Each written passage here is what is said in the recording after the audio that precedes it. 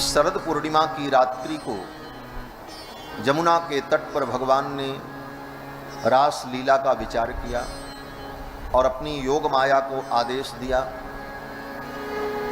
तो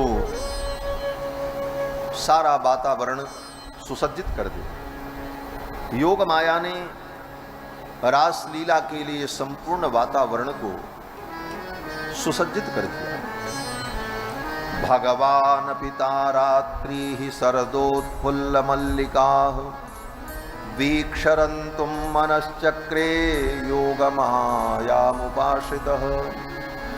योग माया का आश्रय लेकर भगवान ने रास लीला का विचार किया। योग माया ने सारा वातावरण सज्जित कर दिया। जमुना की निर्मल धार, जमुना का दिव्य पुलिन, जमुना की जो बालुका है वो रजत के समान चमकती हुई सुंदर सुगंधित वायु प्रवाहित होने लगी। कमल पुष्प खिल गए, भौरे गुंजार करने लगे। चंद्रमा अपनी किरणों से पृथ्वी को आह्लादित करने लगा। मल्लिका के पुष्प की सुगंध को वायु प्रसरित करने लगी। पूरा वातावरण सुरम्य हो गया। भगवान श्याम सुंदर ने अपने अधरों पर बंशी रखी और बंशी बजाया गोपियों को बुलाने के लिए अर्धरात्रि में। निशम्य गीतम तदनंग वर्धनम ब्रजस्त्रियः कृष्ण गृहीत मानसा आजग्मुरन्योन्यमलक्षितोद्यमाः सयत्र कांतो जवलोल कुंडला। भगवान ने अधर पर बंसी रखी और सुंदर स्वर लहरी प्रकट किया। गोपांगनाओं ने जब सुना तो अपने घर के सारे कार्य को छोड़कर दौड़ पड़े। लेकिन आज जो बंसी बजी इसकी बड़ी विशेषता थी। बंसी तो भगवान रोज ही बजाते थे, लेकिन अन्य दिनों में भगवान जब बंसी बजाते थे तो बंशी की ध्वनि सबको सुनाई पड़ती थी। और यही साधारण नियम भी है।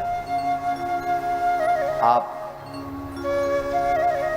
कोई भी बाजा बजेगा तो ऐसा तो नहीं है कि इनको ना सुनाई पड़े, उनको सुनाई पड़े। हाँ, बहरा व्यक्ति कोई है जो सुनता ही नहीं है तो उसकी बात अलग है, लेकिन सबको सुनाई तो पड़ेगा। इति वेणुरवम राजन सर्वभूत मनोहरम। समस्त भूत को, समस्त प्राणियों को सुनाई पड़ता था। और तो और जिनके कान नहीं हैं उनको भी सुनाई पड़ता। ये कौन सी बात कह दी महाराज? बोले हाँ, पत्थर के कान थोड़ी होता है, लेकिन पत्थर भी भगवान की वंशी को सुन लेते। कैसे पता? बोले वंशी के श्रवण से उन पत्थरों में भी परिवर्तन दिखने लगता है। क्या? बोले वो पत्थर पिघल जाते, पिघल करके पानी जैसे बहने लगते थे। और केवल पानी जैसे बहते नहीं थे, पिघले हुए उन पत्थरों के ऊपर कमल खिल जाते थे। बोले ये तो बड़ी कोरी कल्पना है। बोले कल्पना नहीं है, जो कल्पना ब्रह्मांड में असंभव हो वह भी भगवान की लीला में संभव है, क्योंकि भगवान सर्वसमर्थ है। यही भगवान की भगवत्ता है। मैं तो कहता हूं इससे भी बड़ा असंभव हो सकता है। असंभव क्या? वहां असंभव शब्द भगवान की लीला में होता ही नहीं। जब हरि मुरली नाद प्रकाशी, भगवान मुरली बजाते,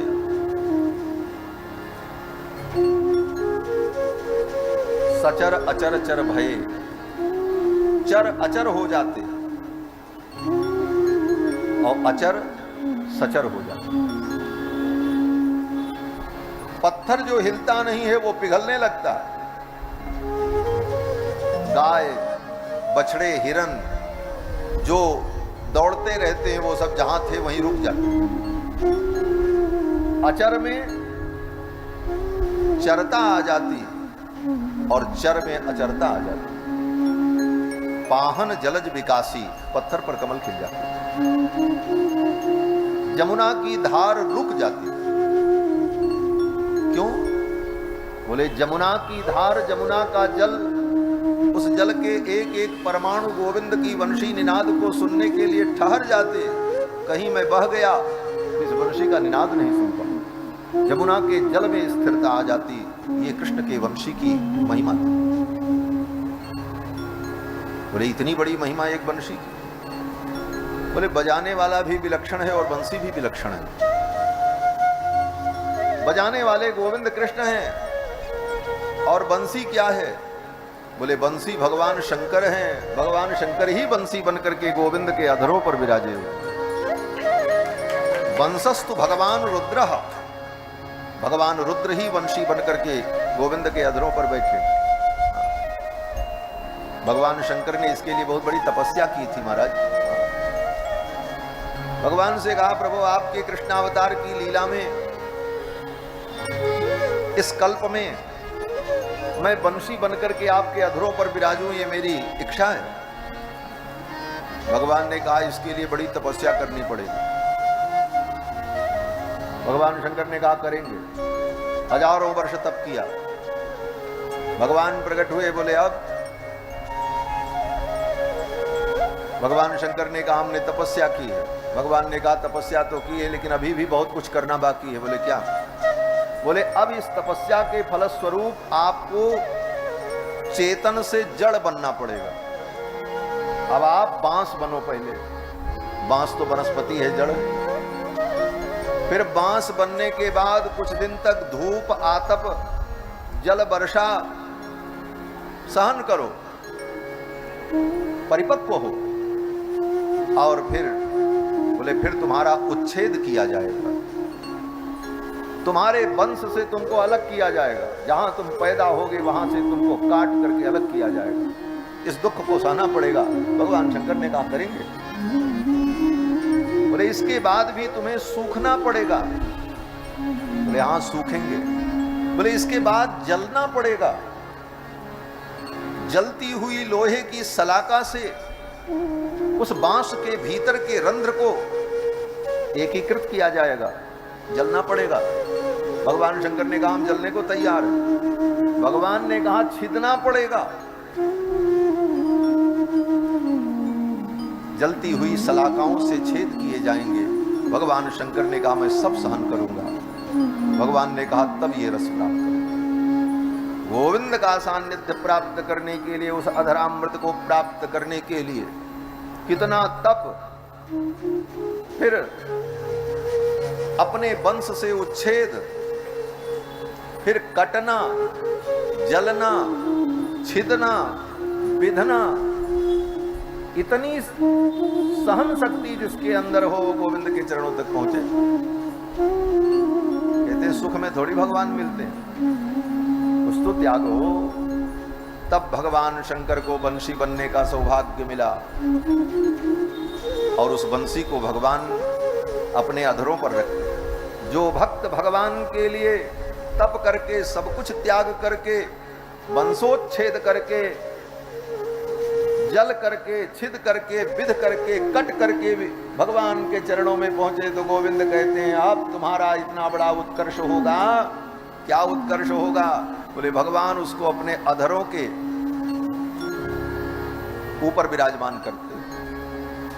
कहते हैं भगवान अपने हाथों का उसको बिस्तर देते हैं, अधरों का तकिया लगा दिया, अपनी अलकावली से उसे व्यजन करते हैं और अपनी उंगलियों से उसका चरण दबाते हैं। जो भक्त भगवान के लिए इतना बड़ा त्याग किया। वंशस्तु भगवान रुद्र, तो वंशी भी साधारण नहीं थे। और ऐसे भक्त भगवान को बहुत प्रिय है। सब कुछ छूट जाए बंसी न छूटे। कन्हैया रात में सोते थे तो बंसी उनके कमर में लगी रहती। ये नहीं कि सिरहाने रख दी जाए। मैया कहती थी सिरहाने रख दो। अब मैया को क्या समझावें कि क्यों हम इसको कमर में लगाए रहे। तो बहाना करते। क्या बहाना करते? बोले मैया वो राधिका मेरी बंसी को चुराना चाहती है, कहीं रखूंगा ले जाएगी, इसलिए मैं अपनी फेंट में रखूंगा। हाँ, अगर वो आएगी भी चुराने के लिए तो मुझे पता चल जाएगा। लेकिन ये तो बहाना है। वस्तुतः उस बंसी से कृष्ण को इतना प्रेम है, वंशस्तु भगवान रुद्र, और ये लीला कुछ ही काल की थी। और उस बंसी के प्रति कृष्ण का कितना प्रेम कि मथुरा जाते समय भगवान ने, अब मजबूरी थी, लीला के अलग अलग भाव होते, अब मथुरा जाते समय बंसी लेकर के कहां जाए, वहां बंसी तो बजाना नहीं था, वहां तो लड़ाई करनी थी, हाथ पैर तोड़ना था, मारपीट करनी थी, बंसी कहां संभलती। तो भगवान ने मैया को दिया। बोले मैया इसको पेटी में रख करके डबल लॉक लगा दे, हाँ, और चाबी मुझे दे दे। मैया ने कहा क्यों इतनी चिंता है इस बंसी की? बोले मैया मेरी बंसी खो न जाए, मैं आऊंगा, हमारी बंसी सुरक्षित रख दे। पेटी में बंद करा करके डबल ताला लगवाया और चाबी कन्हैया ने ले ली। बोले बंसी नहीं तो बंसी जहां रखी उसकी चाबी तो मेरे पास ही रहे। भगवान का ऐसा समर्पित भक्त कहीं भी रहे लेकिन उसके जीवन की चाबी ठाकुर के हाथ में ही रहती है, वो कहीं भी रहेगा, सुरक्षित रहेगा। भगवान चले और वहां जाने पर भी भगवान को बार बार बंशी की याद आती थी।